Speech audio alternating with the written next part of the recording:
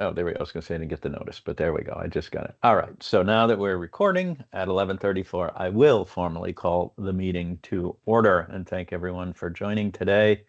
And our next step to work our way through this very important process. I would first ask if we have any additions or deletions to the agenda.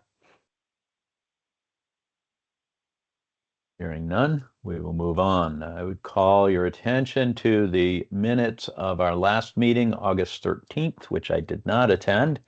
But if folks have had the opportunity to review those, if you have and someone is willing to make a motion, I would gladly accept a motion on those. So made. Thank you, Second. Tucker. Seconded by Mike. Wonderful. Do we have any discussion on those? Hearing none. All in favor? Either a physical raise of hand, an electronic one, or a verbal. Aye. Appears to be unanimous. And again, I will just circle back and make sure the person that's entered as meeting guest, if you're a voting member, please let us know. Otherwise, we will just assume that you're an anonymous guest. So that appears to be unanimous of all the folks who are listed on our attendance list. So with that, we would go to the next item on the agenda, opportunity to talk about the question and answers concerning the code of conduct for law enforcement agency heads. And I know, Kim, you shared an email with me this morning saying that you had received no feedback. Is that still correct? That's correct. As of at this time, I have not received any feedback. The email that had gone out on August 9th invited agency heads to this meeting if they wanted to ask any questions. And so unless the meeting guest is an agency head, which Yep. most likely we would know that at this point. Sure. Yep. Yeah, I think we can give it a minute or two in case it's only 11:35. Sure. Or we could decide to hold that agenda item in case somebody logs on to the meeting later. But as of right now, I don't see anyone here for that portion of the agenda. Okay. And you had asked for, I'm looking at that email, and you had asked for all feedback by yesterday.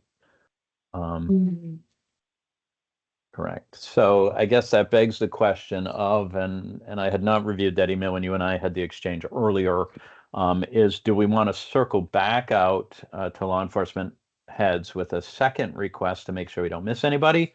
Or do we just want to proceed saying you had the opportunity, there was no feedback, so we assumed there was no concerns? Any thoughts amongst the committee? Mark, go ahead. Maybe the middle of the two, which would be to say we are moving forward. However, we're open to comments since this is going to go through ICAR and LCAR. There's still opportunity for change. Is that right, Kim? Well, so two things, right? There's the draft language to the code of conduct, and that's what we've circulated amongst agency heads as far as the line and verse of the code of conduct. And then there's our rules around code of conduct. So we have not circulated our potential rules to code of conduct, and that's what'll go through ICAR and LCAR. So we could send out an update when this committee feels ready to pass along the substance of the rules for code of conduct to the rules committee. I think that would be a good opportunity to send a follow-up to agency heads. Here are the rules around the code of conduct that we're considering that are now in the rules committee, and give another opportunity to weigh in, because maybe that's what agency heads would be more interested in. I don't know. And at this point, agency heads have not independently seen our proposed rules. They've seen the code of conduct, not the rules. Okay. Correct. Yep. Okay. Mark, I don't know that I necessarily have a problem if somebody wants to raise a hand down the road and say, hey, I've got this question or concern about the code. although, there comes a point where we do need to, I think, move it forward. We need to codify it and say, this is what we're proposing coming forward. Yeah, just putting my rules hat on for a minute, I think we need to move forward expeditiously. So I don't want to delay that work, but I also don't want to say like, thanks for no comment, let's move on. Yeah, and to that point, Mark, again, the rules around the code of conduct are what we need to move along more quickly than again, like, going back to our draft of our 10 items in the code of conduct. We have a little bit more time there, to play around, like if there's, a sentence or two or, word choice in there, as long as we're not drastically changing the content of it. There's some more time there. If folks see an issue there, and, later on in the agenda, we have the question of, who else do we want to get feedback from as far as the, sort of four corners of the code of conduct language. The rules, what this committee's been focused on first while we've been waiting on feedback, that's the piece that we have a bit more of a time constraint on. Understood and agreed. Obviously, the rules it's going to take us more time and are certainly, I think, frankly, more important to the process. So I think, maybe we wait till we get to number 6 to talk about this. Who else should we certify the code to? Because obviously then we're still open to recommendation, open to suggestion, and potentially, I guess, if we're convinced, modification of the code as currently proposed. But so I guess I would propose now just kind of letting item 4 regards to code of conduct, just letting that lay for a bit till we get to section 6, item 6, and then we can really discuss how we want to flesh this out, and if we want to provide, if we do consider this, and I think the answer will be yes, consider passing this along to the code, to others for comment, to allow executives to comment during that period as well. If we're going to be taking comment, then comment is comment. I don't think it matters which group it's from. If folks don't have an objection to that, then I will just simply, Chief Frank, I see your hand up, sorry. I was just going to offer twofold. One, I think we could go kind of what you started to say. We can go forward with the rules regardless of having the code fully codified. And 2, I'd be happy, and I'm sure Sheriff Anderson, probably we could do something similar for the sheriffs, to bring it directly to the chiefs and asking for something to the effect of, do we have an affirmative support from the agency heads? And I think that might maybe be beneficial to this group to say, do we have an affirmative support by the chiefs, by the sheriffs, by VPA, by all these? Because I do think that's valuable too, to say not only is this a small subset coming forward, but each of these organizations and agencies, kind of subscribe and support this. I think sometimes as agency heads, we get this, hey, if you have any questions, I look at it and go, no, of course not. These all are really good things. Like, of course I subscribe to this code of conduct. Like, this is general, acceptable, appropriate behavior. So I have nothing to add, but there is value to saying, but yes, this is good and we support this. So I'd like to offer that I would be happy to take the conduct before for the chiefs via email and just say, is this something that we could ascribe to, and maybe do it jointly with the sheriffs if the committee thinks it'd be valuable. I think it'd be valuable. And maybe the VPA could do something similar on their end, and state police as well. And I think it would be incredibly valuable. I think it sends a message to have that affirmative, rather than just, if I don't hear anything, then it means you think it's okay. Maybe you didn't read it, maybe you missed it. So I do think having that affirmative kind of acceptance of it not only makes sure we don't miss anybody, that we do hear loud and clear that it meets with their approval, but I also think potentially publicly, this is now a legislative mandate to legislature, to the community at large, to our citizenry, that, hey, the Vermont law enforcement community has supported this, not just failed to comment, meaning, support through silence. This is affirmative support. So I very much am in favor of that. I think that's a great idea. Jen, So- just hearing your thought, would it make sense for us to do like I'm going to use the Joint Chiefs and Sheriffs model that we do our biannual trainings with, or semi-annual trainings with, but that generally includes all agency heads. Would it be good for us to get like a optional, if you want to come talk about this, come to the joint meeting, and maybe Kim could join us so that we could explain some of the legalese of this? You're muted. Kim, that's an ask of you as well.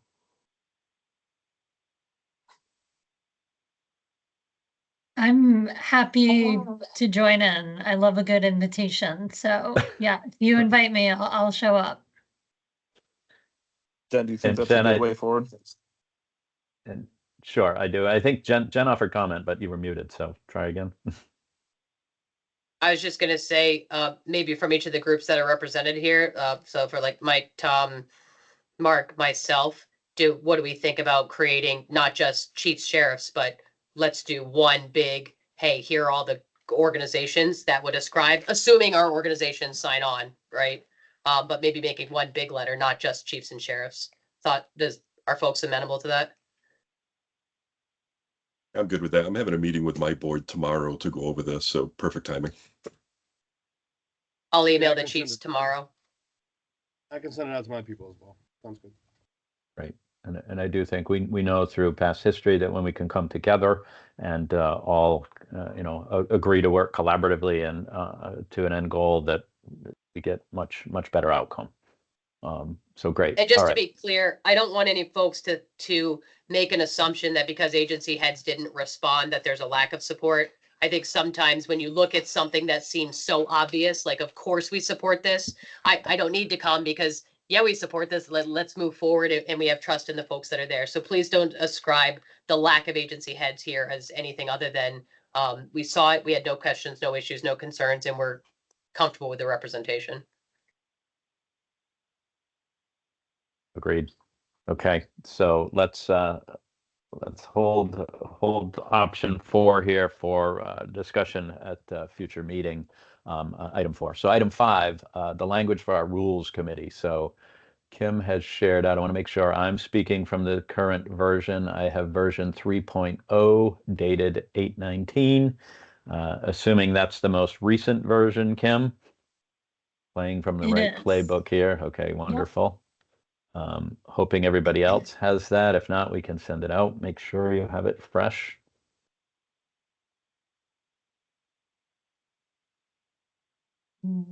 That is the most recent version. The two things that were worked on, one, there was just a little rearranging at the top. There had been a concern raised at the last meeting, to make it very clear that this is the council code of conduct, not a local law enforcement agency's code of conduct. So I did a little rearranging there. Before this meeting, and I apologize, Chief Frank, you emailed me very quickly, and then I had back-to-back meetings this morning, but Chief Frank took the top section, what we've been calling content. We sort of merged content and implementation, and she very nicely sort of rearranged and made it like much more like readable with some subheadings. And what did that just go in the chat, Jen, by any chance? Okay. Yeah. Perfect. Which is wonderful. I think it's all what's in there, just rearranged a little, again, more readable. But the content all the same. So that was one change. And then I'm just going to note for this committee, right, getting to a point where you feel like you have the substance for what these rules are, and then handing it over to the rules committee, because we're then going to have the rules committee is going to have to fit this into rules and kind of make it look right over there, so to speak. But I do think Jen's version has already sort of started that of like creating the subsections there within the rules, which is wonderful. So there was no new language added up top, just rearranging it. And then what was added was highlighted down in modifications, which is where we've spent the bulk of our time. I just took another attempt at meeting what has been voiced at the last two meetings of, being very mindful of any change to this code, that there's proper notice to everyone and proper time, enough time for any feedback to come down, that council members can digest that and not run into a scenario where folks are bringing up information at the last minute and folks are feeling pressured to vote on such an important change. So I noodled around in there a bit, trying to separate the difference between having new information brought up and thinking through, like, right, we all know there's some information that might be considered new, but isn't going to change anyone's analysis of a decision. And then there's some that you would, as a council member, want to hit pause and say, I need to go back to my organization and share this. So in the, let's see, third to last paragraph, that's where I added in a council member may request that the special meeting is delayed. And then I worded it for no more than 15 days. I was a little worried if I put it in reverse, that someone could ask for a really long. We talked about 15 days, but we didn't talk about that being like a maximum or a minimum. So again, that's all up to the subcommittee to play around with. But the idea that a council member could hit pause, could ask for time to go back to their constituents, to come back. And then separately, what came up at the end of the last meeting was, if anyone's modifying the original motion, what does that do to the vote? And Mark, feel free to jump in because I didn't do any deep research. Robert's rules would likely cover the dynamic of someone modifying the original motion. But again, I took a stab at, we would want to, if somebody starts changing the change, right, we would want to give everyone the opportunity to have those clocks restart. I don't know if this wording captures that, but that was the attempt. So if anyone has suggestions or changes, I'm all ears, not wedded to any of it.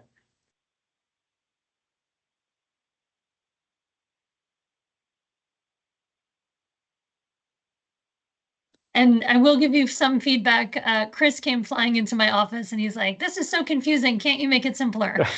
And I was like, maybe the committee can. I was like, right now, this is what I've got.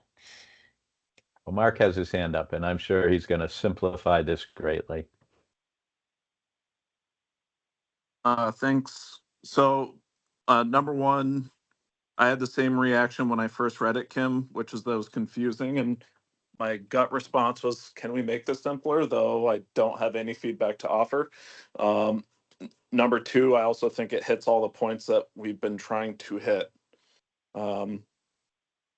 So I'm pretty comfortable with it. If we can simplify it either in rule or at least an explanation, then I think that's great. But I think this got us from where we were last week to here. And the one thought I had when Chris gave me that swift feedback, it was if this committee feels like this language has captured the concern and captured the need for this, two-step process that is providing notice, time for feedback. If you're comfortable with it at this point, we can move it to the rules committee. And while Mark's on the committee, we have, 3 other pairs of fresh eyes that have not been looking at this, and they may be able to, and it could be just a matter of, spacing and subsectioning and, how we're visually presenting it as well, that we can play around with it and try to make it as readable and as simple as possible, but while capturing all of it. One thing I did say to Chris when he said, can't you make this simpler? I said, have you read any of the other rules from state agencies? I was like, that's sometimes just how they are. And as long as we understand them, that's the important part. And there's a lot of time drivers here, so I don't know how we simplify that. You know, if A then B then C, but if A and C then D. So Mark, again. Kim, I understand this that it, for the most part follows as best we understand it the town's process for passing ordinances, right? And that's what I used as a jumping off point, but because they use different language, I didn't copy and paste from anywhere, but I used the concept of what they do. The reason I ask is I believe VLCT publishes an infographic for select boards, which is kind of like a flow through diagram that says if A then B, B then C, but if A then D, whatever. Maybe there's an existing body of documentation that we could mimic for our process, which could help explain it to people who will look at the picture quicker than they'll understand the rules. Yeah, I love infographics. Trevor, Personally. do you know if VLCT or someone in VLCT has an infographic like that? I'd be happy to Uh, create something if I could have a roadmap. I am cruising the site right now. I don't see it immediately, but of course this is spontaneous searching. I will have to dig a little bit deeper. I don't see it immediately available. I'll try to Chief, build something just based off my understanding, and I'll have Kim vet it before I do anything with it. Chief Frank, your additions in the chat, is it taking everything in substance and just putting it in like a nice formatting, like but the actual substance is the same? Yeah, if folks look in the chat, Chief Frank, our very own chat GBT here, has organized it so visually it's probably much easier to take in, and with the subheadings to sort of see where it's all going. Thank you. Folks just want to scroll through there. The chief also sent us an email that's a little bit easier to read, and so I just want to note that I can understand what is written in the email, and so that's a sure sign that anybody can understand it. I agree. I like it. Thank you, Jen. Yeah, it's streamlined, it's easy to comprehend. Yes. Agreed.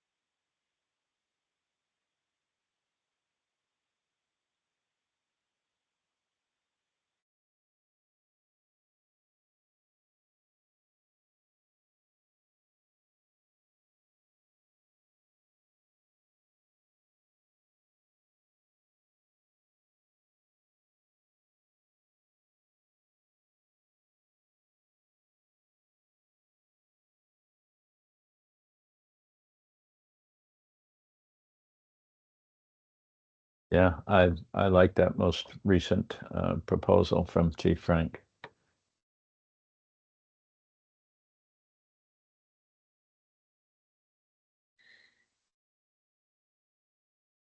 Are there any other sections or rules that the committee feels this needs? Or would folks at this point feel close to sending what you have over to the rules committee?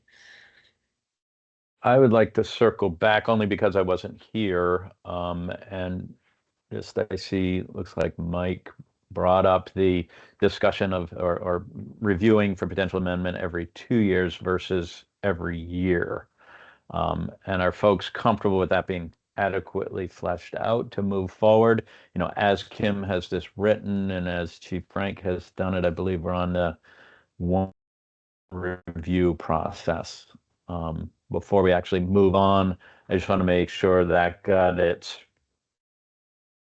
due exposure and that we're comfortable with that. And maybe you did hash it out adequately last meeting. I don't remember if we ever made a decision, but I think we agreed that there's other rules that are policies that are reviewed every 2 years, not annually. And I think consistency is important, but I also think this shouldn't be an annual target. Like everybody feels it needs to be reviewed and changed. I don't want to have that feeling created that we always have to be updating this because it may not require updates. Yeah, the idea is that this is the time to kind of put eyes on and say, hey, everything good? If it is, we move on, for sure. This may be a very rudimentary question, so forgive me. So when we say certified officers, would there ever be a chance that there would be officers who are practicing who are uncertified, or you're just saying once they're certified as an officer, this is applying to them? I guess I'm just trying to figure out, are there instances where there would be officers who would be uncertified and wouldn't fall under No. this? Okay. No, Okay, very good. no. To execute law enforcement powers or authority, you must be certified by the Criminal Justice Council. And I mean, we do have constables in Vermont who are not certified, but they don't have law enforcement authority. So this would not pertain to them. Excellent. Okay, thank you.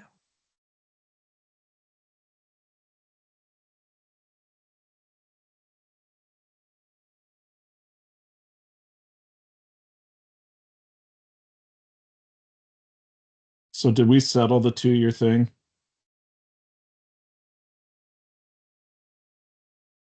Not How are in we my gonna mind. choose? Not in my mind, I don't think. Let me go here.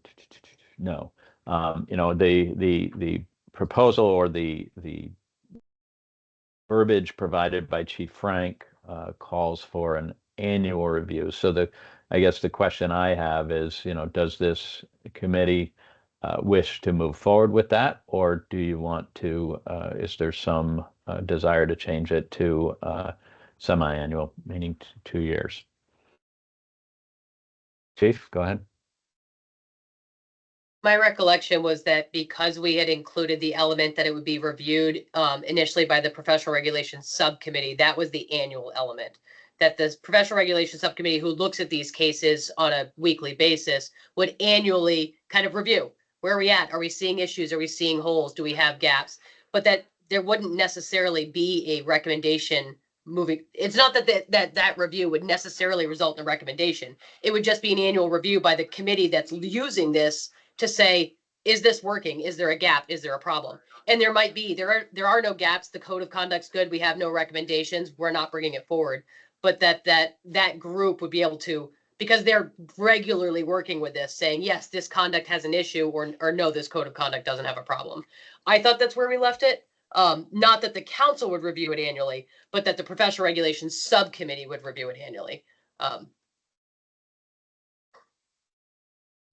Is there a mechanism for the council to review it, or it's the obligation, the onus is on the subcommittee with, and I'm trying to look through here, the proposed rules that any one council member could initiate a review if they wish, or are we trying to I mean, what's the mechanism to have this reviewed? What are we seeking here? Just through the subcommittee, or through an individual council member, or the majority of the council?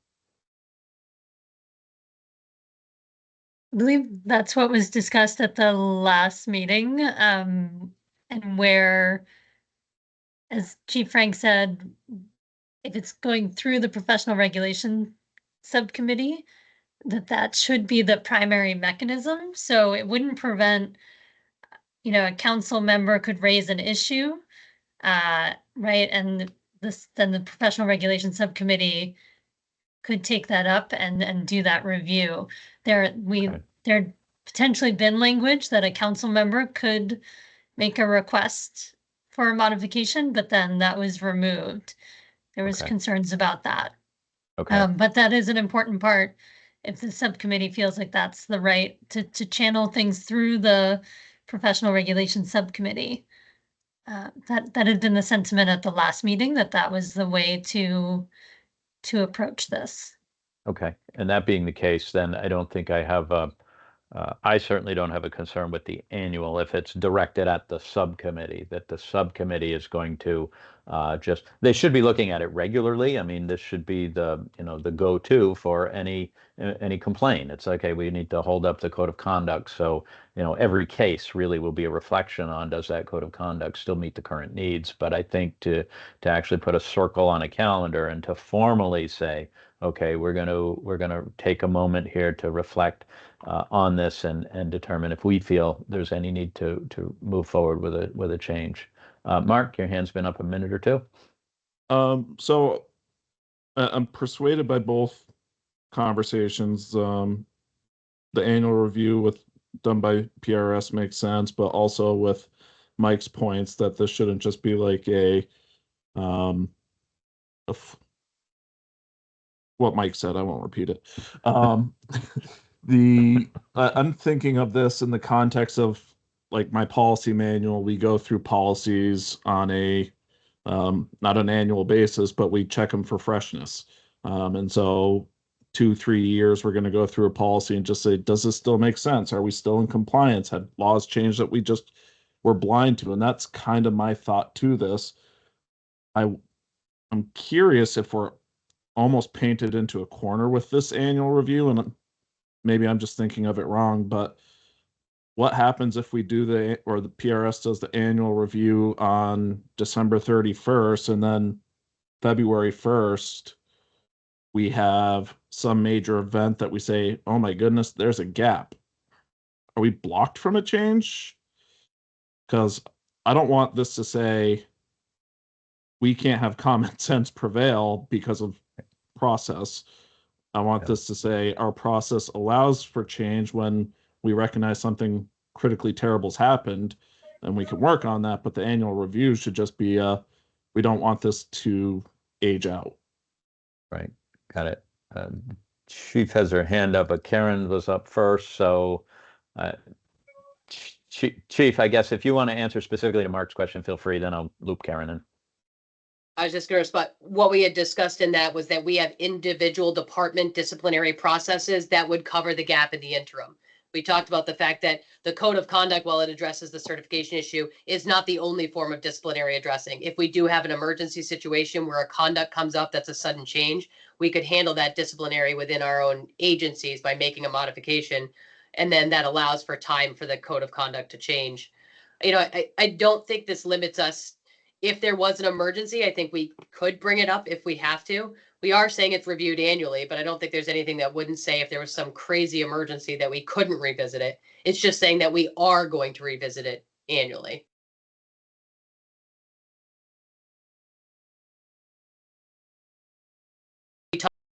We used was handcuffs. If suddenly we said handcuffs are now an excessive use of force, we had to allow for training and all these other things, we could handle that within our own department without having to, modify a conduct change. Makes sense. Thank you. Karen? I'm actually good. My question was answered. Thank you. Oh, okay. All right. Sorry. All right. So, yeah, I mean, Kim, as far as other rules go, I assume there's got to be common sense latitude that if some unplanned, kind of urgency, egregious thing comes up, that the council isn't prohibited from discussing it or taking action if need be. I think, Yeah, I mean, there's nothing currently in our proposal that the wording doesn't say it, that you couldn't propose a change. I think, and to Chief Frank's point, the annual review, the way it's worded, it's putting on the subcommittee that they need to do it annually, but it doesn't limit, if the council, if an emergency happened and the council asked the subcommittee to review something, this wouldn't prevent that from happening. certainly I want a period where there were disgruntled members on the council or something, who every meeting were like, well, we want to review the code of conduct. We want to make adjustments to the code of conduct. Obviously it's going to take a majority for something like that to happen. I do like, and I think the more I digest it, the more I see this isn't lock the professional regulation committee into an only once a year do you get this opportunity. It more puts the onus on as a checks and balance of the system. It's like an inspection requirement. Every year we're going to take a look under the hood and make sure everything is good. And if not, then it'll be the reminder that we need to adjust it. If it is, then we move on. So I don't see it as limiting to only once a year. I do see it as, direction to the subcommittee to make sure that this does not go unchecked, that they know this is a charge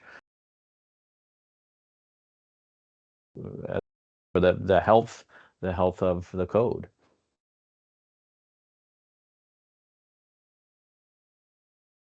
And a sentence could be added there to reflect that sentiment, right? Like we could add something, to the effect of like the professional regulation subcommittee is not limited, like that isn't, if needed, but I don't think it is needed the way it's written.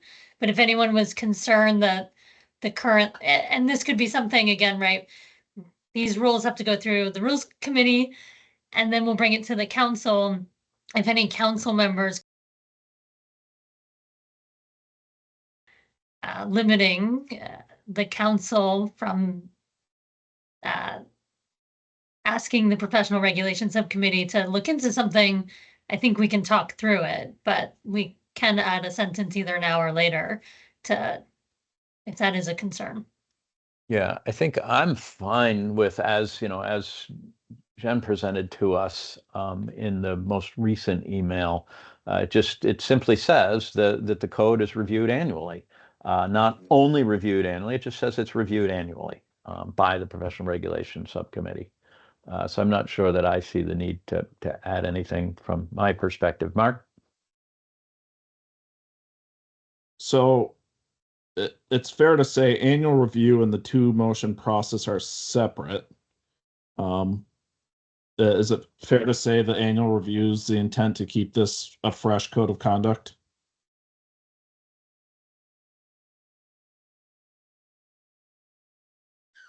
That's what I'm hearing. I believe that's my mind. So with what Kim just said, I'm a little confused because the two motion process is directed at the council's action, which would be the council doing stuff. And she said this would have to go through rules. And so I'm trying to operationalize process here. Sorry, Mark, I meant the language, the proposal right now of the process needs to go to the rules committee. I was just saying okay. if they struggled, if they were like, wait a minute, like how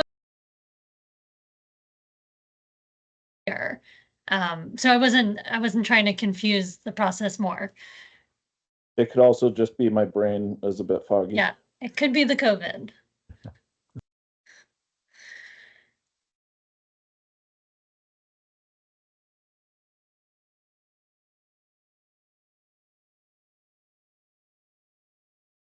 So are we at a point we want to decide upon language to move to rules for their review?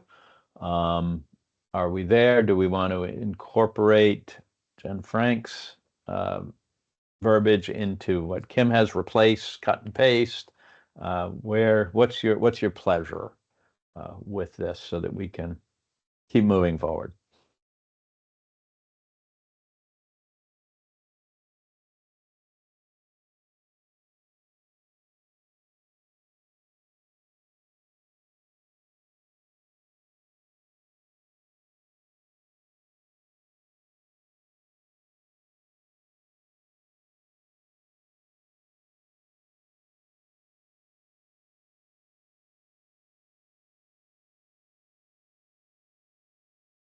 I'm the least knowledgeable person on this meeting about all of this, so I want to recognize that, but I really love the offering from Jen. It makes it really clear to me.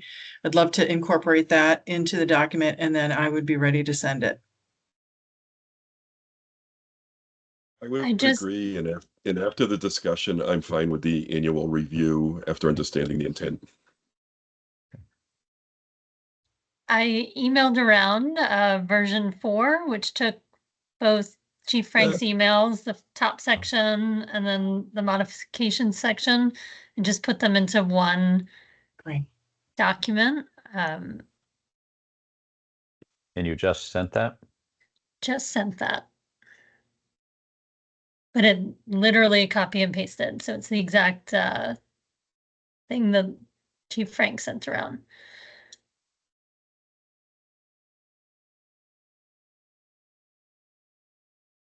Waiting for mine to arrive, so.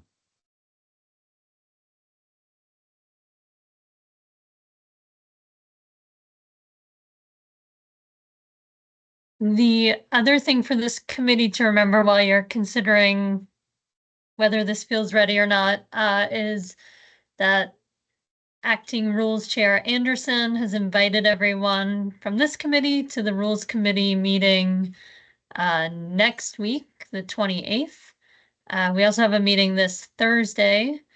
If anyone wanted to just kind of keep an eye on what Rules does with this, you are welcome to do that. And then again, their product will go back to the council.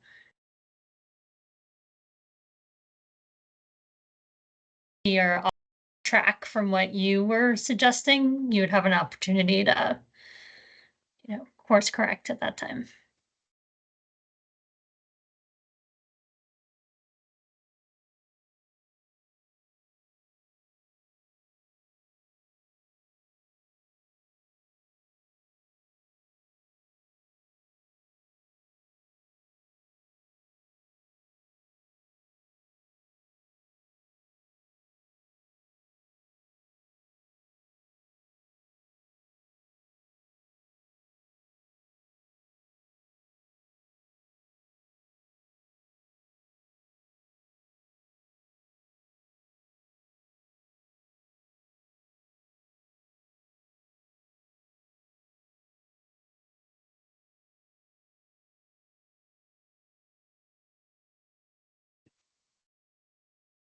Did anyone get my email yet?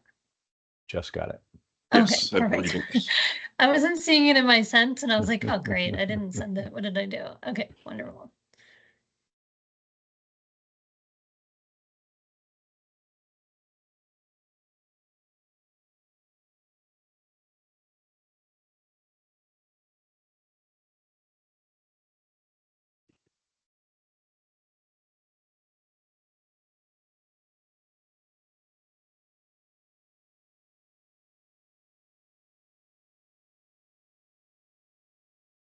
Do we need to clarify, Kim, and maybe this is a Robert's Rules of Order question, but in number 2, where it says the vote requires a 2/3 vote of the majority of the entire council, I guess that's assumed to mean 24 people. Not, it would clearly state if it was council present, if it meant the people present at the meeting. Yes, that was Okay, language we all right. discussed at the last Yep, meeting. okay, all right. Yep. And that Okay. is the intent of the committee was the entire council. Yep, okay, makes sense.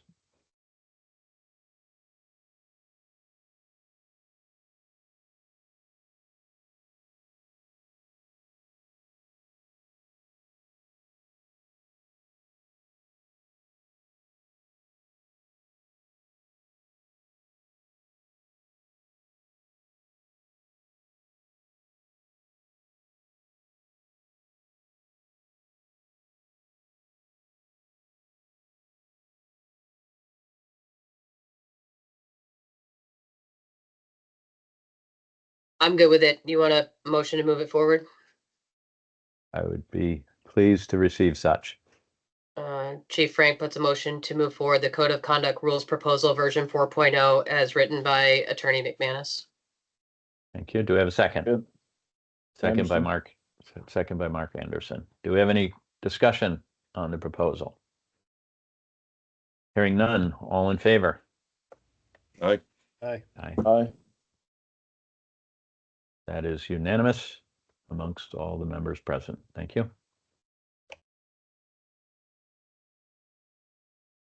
It feels very anticlimactic. I Thank know, you. I I'm know. thrilled Yeah. to move this forward, and I will be sending it to the Rules Committee this afternoon, and they will be able to get started on Thursday. Thank you so much. Great, and I appreciate all the work to get us started and then to simplify it. I like bullet points. I like simplicity. So I think that's came together nicely. Now we'll see what they do with it. Although I'm sure the acting chair of rules will try to shepherd that process. But I Um, wholly encourage all of you to come if you can, because I think that there will be similar questions this group Okay. has kicked around, being asked by some of the new members of rules, Okay. and hearing it from me is, especially through COVID, is going to be fun. And Kim, can you remind me again of the date of that? 28. The 28th. Sorry, let me just pull up my calendar. Okay. 2:30. 2:30. Thank you. Okay. All right. Wonderful. Thank you. So that brings us to, I'm sorry. Will we get an invite for that meeting from someone? I can send that to the whole, to this whole committee with just it's optional, and send it along to you. That'd be Yes. great. Thank you. Yep. Good. Thank you. Okay, that moves us to item 6 on the agenda, and that is who else should the draft code of conduct be shared with for feedback, if anyone? So are there other individuals that this code should be shared out to seeking comment? Oh, thanks, Mark. Mark GPT. Not even COVID can take that down. Oh, no. So I'll just I'll just ask, since I'm late to the party, but where has it been shared so far? Who's it been shared with? Kim, it went to all law enforcement executives as on file with the academy, is my understanding. Yes, and then when this committee was together last fall working through it, depending on how representatives were bringing it back to their organization, I don't know to what extent individual law enforcement officers have seen it, but some other than agency heads have seen it, but I couldn't tell you who. So that's definitely a question of like on the ground officers. I don't know what extent folks have seen the 10 items in the code of conduct. And then Tiffany had raised this question as well, as far as non-law enforcement stakeholders, and we have not. We talked about sharing it with the FIP subcommittee. They did not meet in August, but they are meeting in September, and I think that would be a viable group to share it with. Yeah, I agree. I know they have a webinar. We're co-planning, the Office of Racial Equity is planning a webinar collaboration for, I don't know if it's going to be in October. It may get pushed back. But I know we do interface with FIP quite a bit. So I think it will be wonderful when they have a chance to review as well. And then as far as ORE, so the division that I work in, we're guided by the RDAP. I don't know how many of you are familiar with that organization, Racial Disparities in the Criminal and Juvenile Justice. They're an advisory panel basically for our division. And I think it would be nice for them to have eyes on it because I would like for them to champion, what's in this code of conduct. And and just in reviewing everything that I've seen, it makes sense. I appreciate the work that's gone into it, and I just want to make sure that we have, full buy-in, and everyone can say, "Hey, I reviewed it. I had a chance to provide feedback, and I support this." And I don't see why, um, you know, it wouldn't be anything but added benefit. So yeah, I haven't shared it with RDAP, but I did reach out to Kim just to kind of raise that question.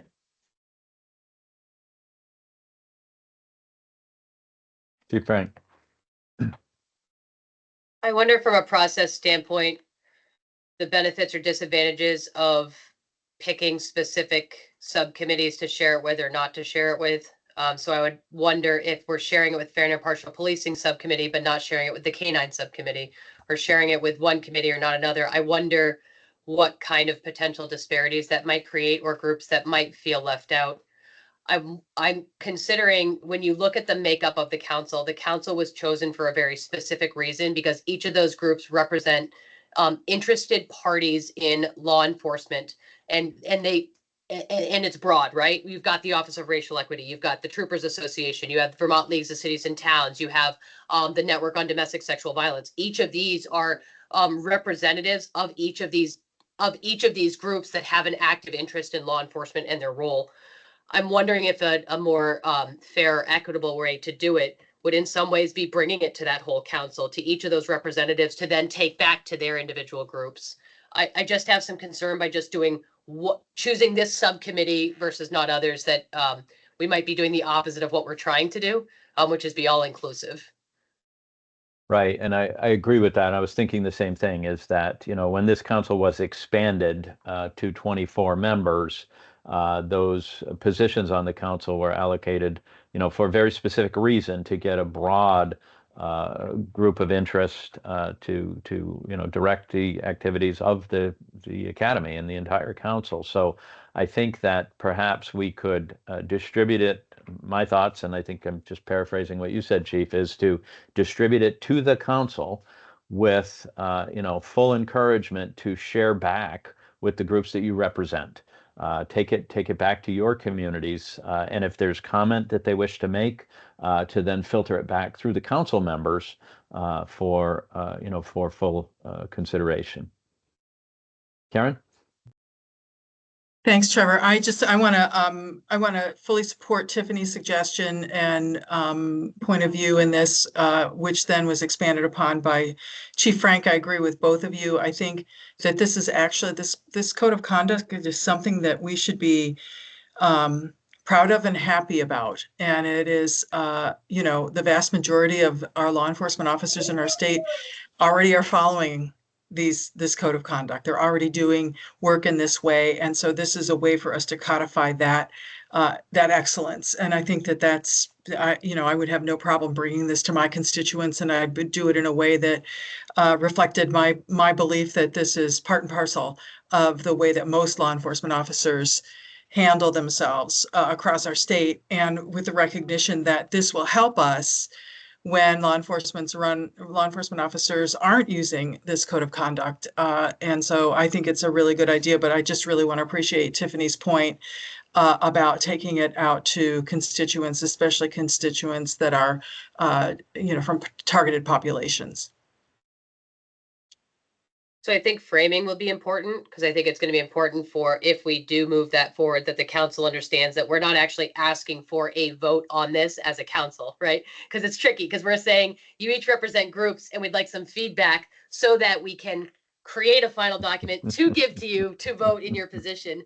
So I think if this is a decision that the committee thinks would be good, we should make sure our framing is really clear, that we are reaching out to you as representatives of the organizations because of your position on the council. And then that feedback will then be correlated, discussed, and then you'll get a final document. I just have some concerns that some people would see it as a Yes. vote and not actually bring it back to their people, which is what we want, right? Bring it to your group and get their thoughts.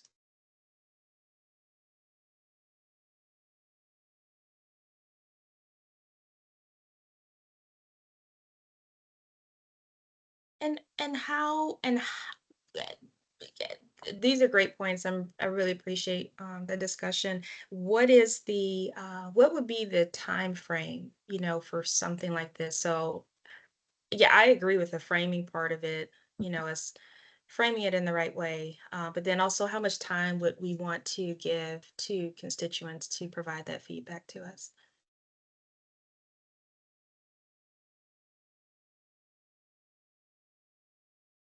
This goes into full effect January 1, right? So we need to back it up and have the council have time to, once they get the finished product, to discuss, digest, and vote that out. So I don't know, is 30 days doable, Kim, on a timeline?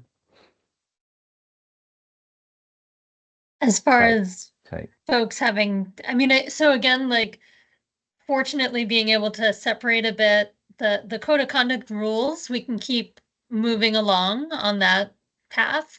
And so the part about the council approving the final code of conduct, I think we just want to have a date in mind that we then have plenty of time to get this out to law enforcement, that agencies are able to digest it, individuals are able to digest it. We can send out from the council any supporting sort of guidance around it.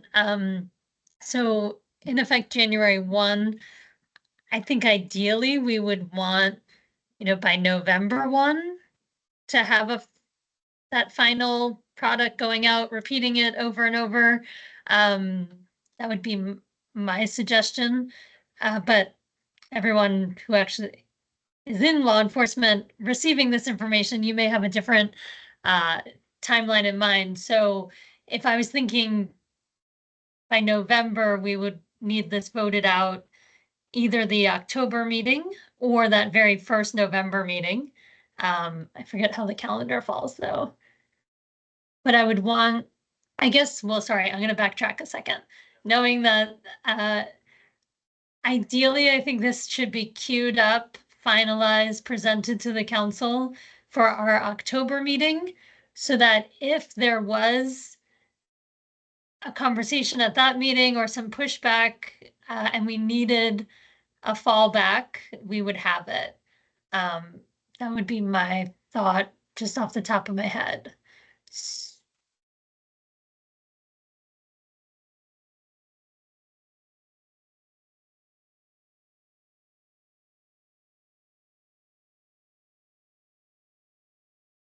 That sounds fair.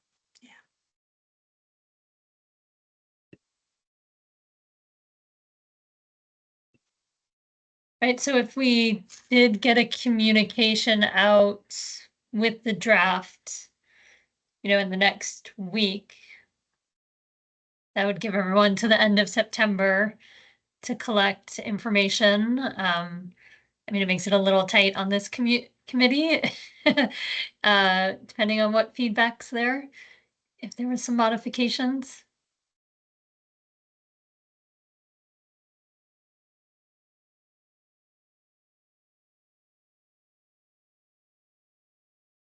I'm thinking too, because we have great representation already of a lot of those groups here, they may be able to frame it with all that conversation, like, oh, I'm glad you brought that up. The committee actually discussed that, and here was the reason that they did X, Y, and Z. And so that may help to address some of the questions and concerns. I know certainly when I present to the chiefs, some of those things I'll be pre-doing on my end, which is, there were some questions about this. Here was how this resulted. There were some questions about this, or you may have these five or six thoughts. Here was what the committee discussed, and that might help to really frame some of the responses. But I also don't want to limit conversation. And so I'm trying to be really cautious about saying these 4 or 5 issues came up and here's how they were addressed. But I don't want people to feel like there's great, you've already answered everything. There's no room for comment. So I think it's a weird balance there.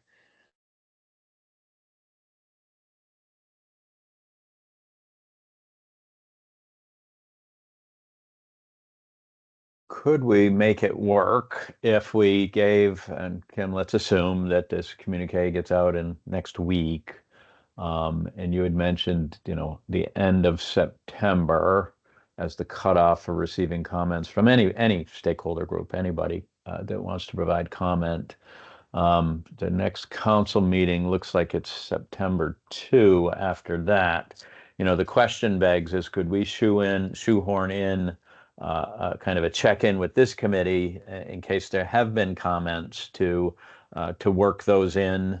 That only gives us the potential of, you know, one meeting to work things in if there are any perceived changes. I suppose if it became problematic, we could you know, not be ready for the second and maybe look for that second meeting in September to do it. I mean, does that seem plausible?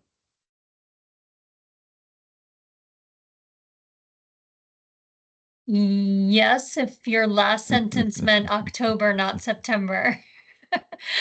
Oh, yes, Uh, I'm sorry. Yeah. I'm looking at yeah, you're right. Yeah. I'm looking at my page on the calendar that starts in September but ends in August, so in October. So yes, looking at the October 2 meeting, yes. With a potential meeting for this committee on the 30th or 1st. Yeah, I think, and especially to Chief Frank's point, that individuals may be able, you know, some feedback may be easy, not filtered, but addressed, and not necessarily require much work of this subcommittee. That and if I make the deadline for getting out this communication to our council members not within a week, but I make it this week with feedback by September 20th, then that would give this committee the week of the 23rd to meet to finalize and be able to send out to the council on the 27th, that finalized version, and then a vote on the 2nd of October. But that would be a question for council members, whether that, and again, I mean, the nice part is that folks have seen the proposed draft, and again, we're hoping there won't be anything dramatically different from that. But as council members, would you feel comfortable receiving a final version the Friday before a vote on this, or would that feel too short? That'd be a question for the council members on the subcommittee. I think we would have already seen it as a council member, not on this committee. We would have seen it 3 times at that point, correct? So I feel like Yes. that's probably sufficient. Yeah, so Trevor, I mean, that's I think it's adequate. reasonable. And then if things, you know, really go off the rails, we have October to pull it together and Sure. present it again the beginning of November. October just gives us a little more wiggle room to get Sure. the finalized version out. But I think the November, I think it's luckily the month falls, yeah, the November 6th would be our other meeting. Right. So that's, I'm comfortable with targeting, you know, trying to attain an October 2 goal, but also not being predisposed that this is a done deal and it's all going to be favorable. It gives us some flexibility to say, no, if there are significant concerns that arise and we need to reassess, then we do have that month to work on this. So I think that I see heads nodding. I think that would be my preference, and if unless I hear opposition to that, I think that's a go.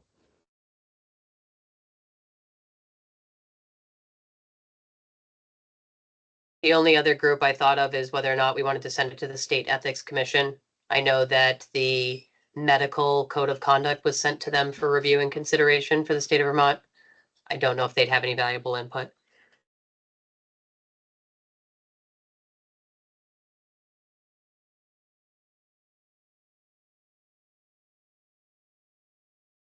No, at one point, Okay. and maybe as part of this group, we had OPR involved.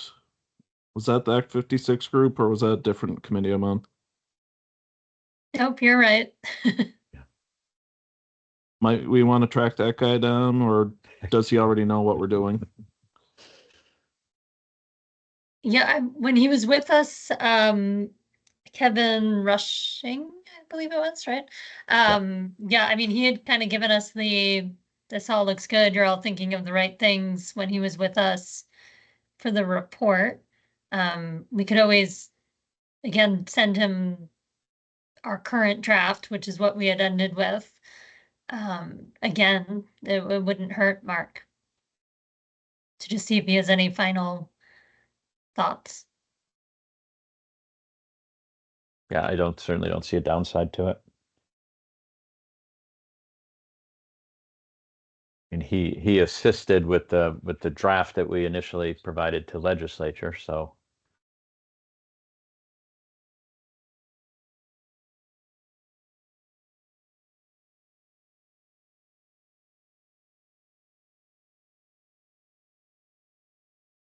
And I think during this period, and we can, remind, I guess, the law enforcement executives as well that comment period is still open, for lack of a better term, that we're going to receive comments till whatever day you've selected there, Kim. But we can, once we get that formalized, we can push it out to them as well. And you had said what, the 20th, right, Kim, a deadline of the 20th? If we had feedback to the 20th, and then Yep. you all could meet the next week. Yep. Right. And have some time there.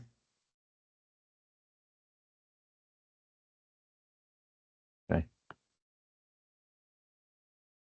Jen?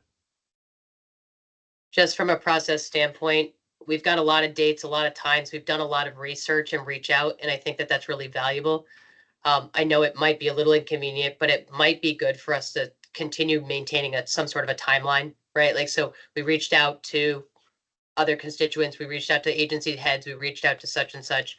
I just think it might be valuable down the road so that in the event there are folks who didn't feel like they had an opportunity, we can show all the efforts that were made. And it's just good too, because we can use that as a roadmap in the future, right? So here are the organizations we've reached out to in the past. Let's continue to reach out to those groups because they had an active interest. I'm just thinking we've done a lot of work here, and sometimes that gets lost. So it might be worth just kind of keeping a timeline of we met, we did such and such, we reached out to these groups, so that we're tracking it moving forward.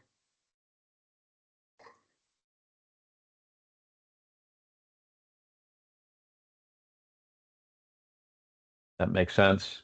That way, we make sure nobody's left out, and if somebody feels that they are, we do have some track record of where we've been with this.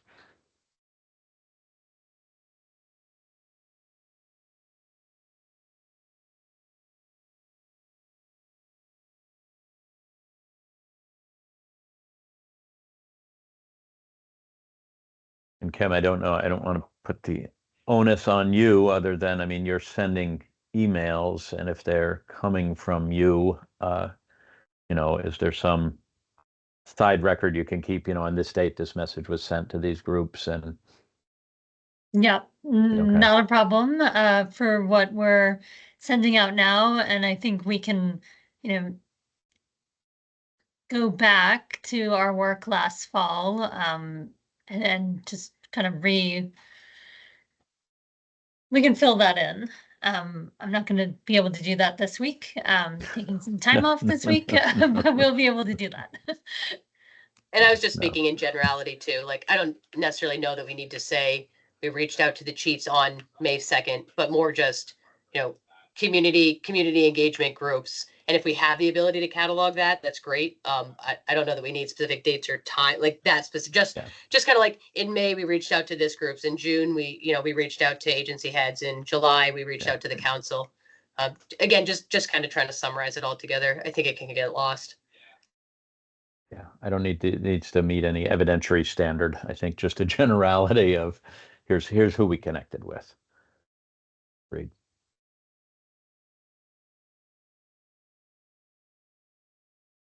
Okay, so folks are good with that, then, perhaps before we lose, or I lose focus, is that I think I want to draw us back to the week of September 23rd, to see if, while we're all on here, if without any painful process, we can come to a date. You know, we have this meeting has been, you know, regularly scheduled for Tuesdays at 11:30. Does the 24th at 11:30 work to stay consistent to what we've been doing?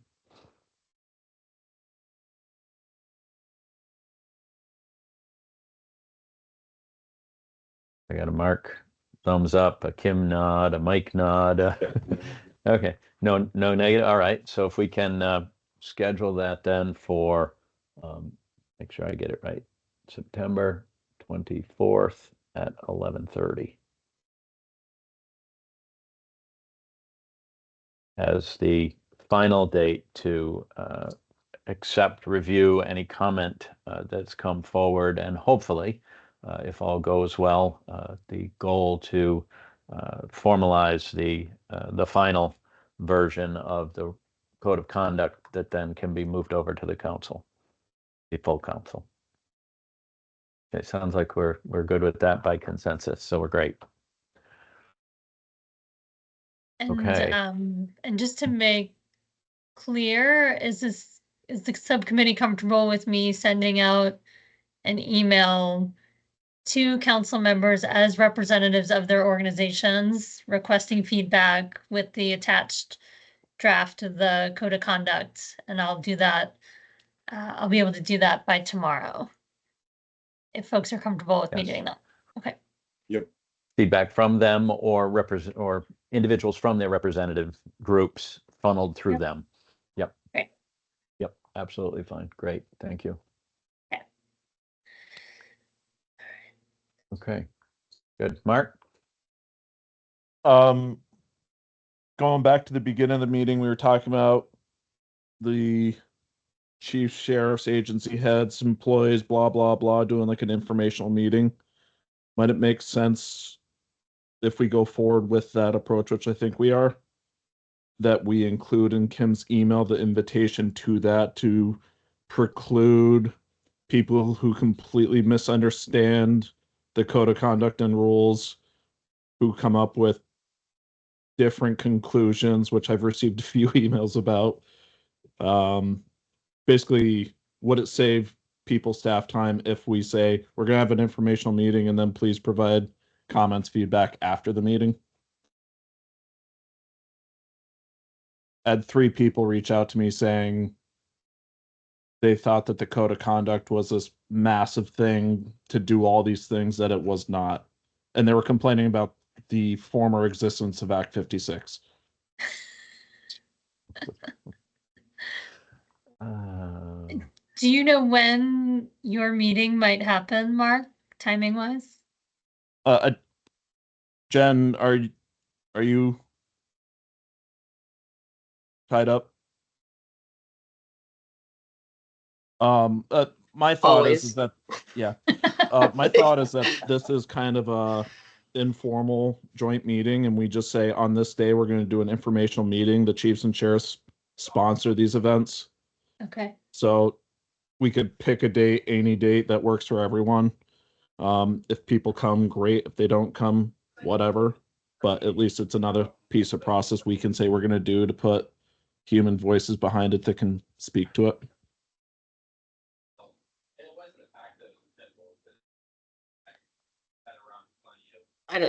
I'm always hesitant to tell people, not like I want your feedback, but then to tell them, nope, don't give me your feedback until I don't know. I don't want to be limiting, but I do agree with that value of like trying to answer some questions and eliminate some of it. I don't know that I need on my end to tell people not to give me feedback. I think we can say we're going to have feedback and we're going to have this meeting on such and such a day if folks would like to share, but if they don't feel like they can share at that meeting or would like to do it in a different way, that they can still send emails or messages. I'm just worried someone's going to go, well, I can't make that meeting, so I guess my feedback's not going to get included. It's not limiting the feedback, Jen. It's just kind of creating a process that says we're going to have information on this, so the people who didn't read the email at all but will show up to the meeting can hear it in a medium that works better for them. the people who read the email, they can still submit their comments. Yeah, so you're just saying in the email that she sends out, it would say, and we're going to have this meeting, and we'd give the date. Yeah. And you're welcome to attend and provide direct comment there if you wish. I mean, it's a public meeting. We'll hear from anybody that wants to be heard. So, yeah, I think, as a council member, I'm soliciting your feedback on this. And, oh, by the way, there's also this public meeting, which you're welcome to attend as well. Mark, how about next Tuesday, the 27th? 10 o'clock. 27, 10 o'clock. Is this group meeting? I'm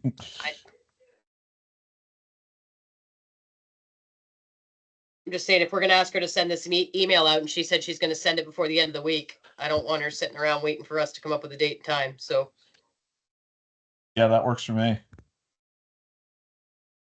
is there value VPA?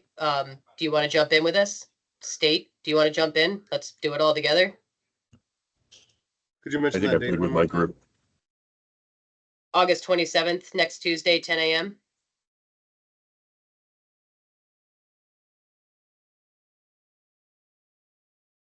I mean, it's not the end all be all meeting. People can have separate meetings as well. I'm just thinking it puts all law enforcement kind of together on one big group.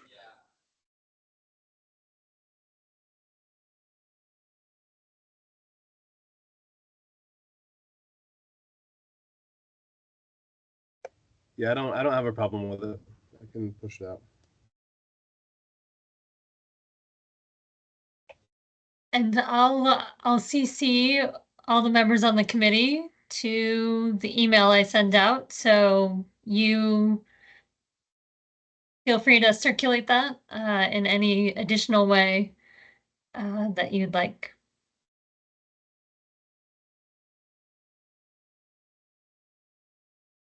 Jen, do you want me to make an invite for that? Yes, do Can- your thing. Kim, do you know if there's a limitation in Teams on how many people can be in a meeting? Off the top of my head, I do not. I can go Okay. find out. I have no idea. I know my Zoom account's limited to 100 or 300, which I doubt How will cool get would that much that be? attendance. How I cool was would about that be to if we say broke teams? Like exactly. so Be like, much oh, interest we in that. cracked Teams. Teams couldn't handle the participation. Yeah, right. What an optimist. All right, I'll get Go. that invite made and sent over to you, Kim. Okay, thanks so much. Okay, great. I know we're over time. We just lost Karen, so my apology, but I think we had some good momentum. I wanted to not interrupt and complete the business in hand. I think we lost our only potential member of the public some time ago. I see, double check and make sure if there is a member of the public that isn't recognized, want to speak. Hearing none, seeing none. Anything else anyone would like to add for the good of the order? Hearing none, I thank you, Kim. I know this is Herculean work, and Jen for your sidebars to get us focused, and everybody. So with that, I would entertain a motion to adjourn. So moved. Thank you, Mark. Second? Second. Second by Mike. Thank you. Discussion? Hearing none. All in favor? Aye. Thank you all. Mark, Kim, get can you well hang on a soon. second? Thank you. Was that for me, Mark? Yeah, Yep. Thank you. just want to see if we need to talk anything about rules, or are we good? Yeah, so I'm thinking, I guess I think for the agenda, I can keep it very simple, so that we have some latitude. But I think more, something for us to think about before Thursday is like how best to explain and kind of catch everybody up to where we're at this Thursday, versus like, you know what I mean? Like, I don't want to like dump everything on them, and yet we kind of will be. So I'm just I trying to think- think like how to break up this week's meeting and next week's meeting to be the most efficient, like useful time for the rules committee. It would seem to make sense to me to dump everything on everyone this week and treat it more as a brainstorm. Yep. And then we can Right, use and that not ask to drive anyone to next week. like, yeah, not have any decisions, Right. but just sort of work their way through it, ask all the questions, hear all the previous discussions, and then at the next meeting, when Act 56 subcommittee members might be there, there can be some more follow-up. But then hopefully be in a place where folks are fair. I mean, I feel bad. I don't know. I can't tell how much this is gonna feel straightforward or feel like, what in the world is this? Like I think I can tee that up in the way that makes sense for me, in the way I've explained it to sheriffs, to say who agrees Act 56 is currently is clunky, uncomfortable, puts us in positions that say, is this reportable? Is this not reportable? Is this gross professional misconduct? Is this just misconduct?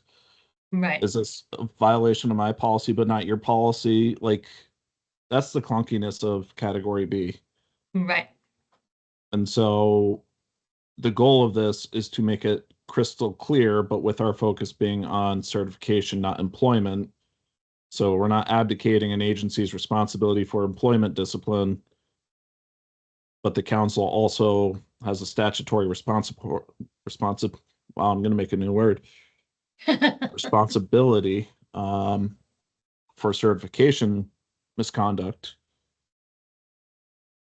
And this is where we got, and there's concessions and understandings and agreement and other labor practices in the state certifications and licensing that are consistent with this approach, which is how we landed here. But rules doesn't really have to worry about the substance of the code of conduct, right? Exactly, right. Like, precisely, it's more, what we've spent the majority of our time on. And I think what would be the biggest concern for law enforcement is, okay, this is the code now, but like what happens in the future? And I think that process of how it can be changed, if I was in law enforcement, that's what I would be most concerned about, or, concerned might be the wrong, most aware of.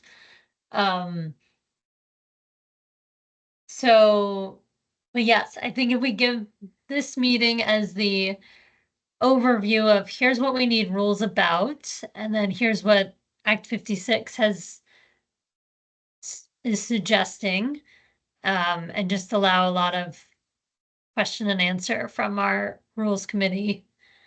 Yeah, I mean, I guess that's all we can do and go from there. Cool. But yeah, for the agenda, easy enough. I'm just gonna say, some language around like overview of proposed rules, something like that. And then I do need to still get out to you all the ARID draft language, which I still need to do. So that'll happen before Thursday. Okay. All right. Well, thank you for everything. I won't take any more of your time. Yeah, no, this is more just, I don't know I'm at the moment, I'm just like a little committee heavy. And I forget that it takes up more time than the actual meeting. But all good. Well, thank you for everything you do. If there's anything I can do, let me know. And as for the informational, I'm not really looking to lean, from my perspective, I'm not looking to lean on you except to explain the legalese. I think we'll be the drivers of the conversation, but having you there as a presence would be incredibly helpful, just like it was during the spring Chief Sheriff's Conference. Yeah, no, absolutely. Happy to be there, and yeah, sort of ready and able to talk about either what this looks like in the future with a unprofessional conduct complaint with a category B code of conduct violation, and or if folks have questions about the rules, you know, what should be a rule, like what is a rule, what isn't a rule, any of those questions, I'll be happy to hop on. Awesome. Well, thank you so much. Have a All good rest of right. your day. Yeah, I hope you can get some rest. And that, do you think you're like at the pinnacle of symptoms or have you just started? I think that was yesterday. I'm Okay. on day 5 now. Right on. And I mean, yesterday it was just even my attention span was like 30 seconds long. Like I could not hold conversations. It was not good. Yeah. Today I feel like I'm more at like 60%, whereas yesterday was like 20% capacity. Yep. But even some of this meeting today, I was just, I could not follow. Well, that's amazing that you even could follow at 60% while not feeling well. So rest up so that you can be all back all ready because Thursday will be a fun meeting. Looking forward to it. All right. Have Talk a to you good day. later. Bye.